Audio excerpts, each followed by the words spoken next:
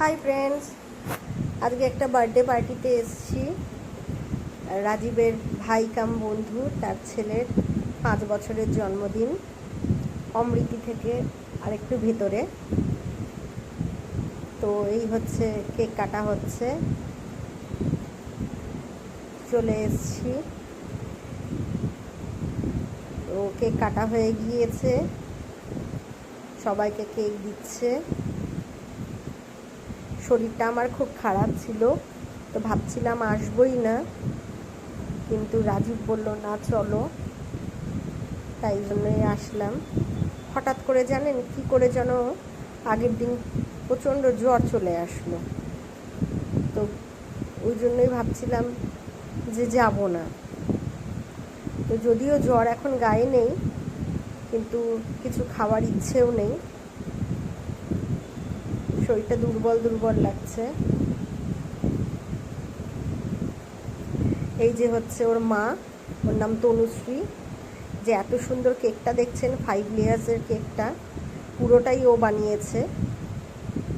আগের দিনকে রাত্রিবেলায় সারা রাত জেগে জেগে প্রায় এই কেকটাও কষ্ট করে বানিয়েছে, আর খেতেও খুব সুন্দর হয়েছিল কেকটা।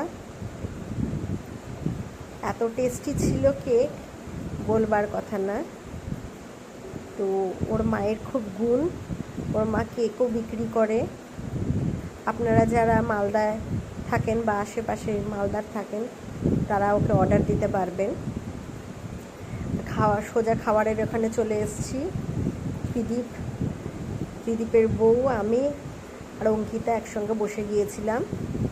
প্রথমে দিল হচ্ছে পাট ভাজা, বেগুনি ছিল, পোলাও ছিল, ডাল, পনিরের তরকারি আর স্যালাড।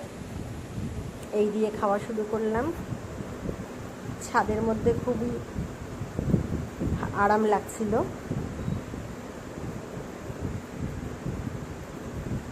তো খেতে খেতেই তারপরে ভাত দিল। খেতে খেতে কারেন্ট চলে যাচ্ছিল, খুব গ্রামের দিকের ভোল্টেজের সমস্যা। হঠাৎ করে দেখছি এই যে লাইট অফ হয়ে যাচ্ছে, আমি এটাও ক্যামেরাতেই বন্দি করেছি। তো প্রথমে ভাবলাম কেটে দেবো, তারপর ভাবলাম না, অরিজিনালটাই দেখাই। ইলেকট্রিসিটি টানতে পারছিল না ভোল্টেজের কারণে, তো এই জন্য লাইট অন অফ হচ্ছিল।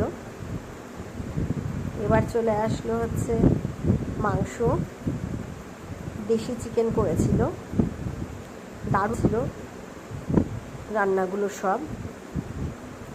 আমিও খেয়েছিলাম। শরীরটা খারাপ লাগছিল ঠিকই, কিন্তু আমি অল্প করে হলেও খেয়েছি। সব রান্নাগুলোই খুব ভালো লেগেছে। এবার পাতে চলে আসলো চাটনি, এখন তো আমের সিজন, চাটনি চলে আসলো। তারপরে ছিল হচ্ছে দই আর মিষ্টি। তো আমি দইটা নিয়েছিলাম, মিষ্টি খাই না, তাই মিষ্টি নিইনি। তো এই ছিল আজকে আমাদের খাওয়া দাওয়া, ঘোরাফেরা। এখন রাতে বাড়ি যাওয়ার পালা, সবাই এখন বেরোচ্ছি। 11:30 মতন বাজে, না 11টা মতন বাজে, 11:30 না, 11টার দিকে বেরিয়েছি। তাহলে আজকের মতো তাহলে শেষ করলাম ব্লগটা। ভালো থাকবেন, সুস্থ থাকবেন। কেমন লাগলো ব্লগটা জানাবেন। টাটা, বাই বাই, ভালো থাকবেন।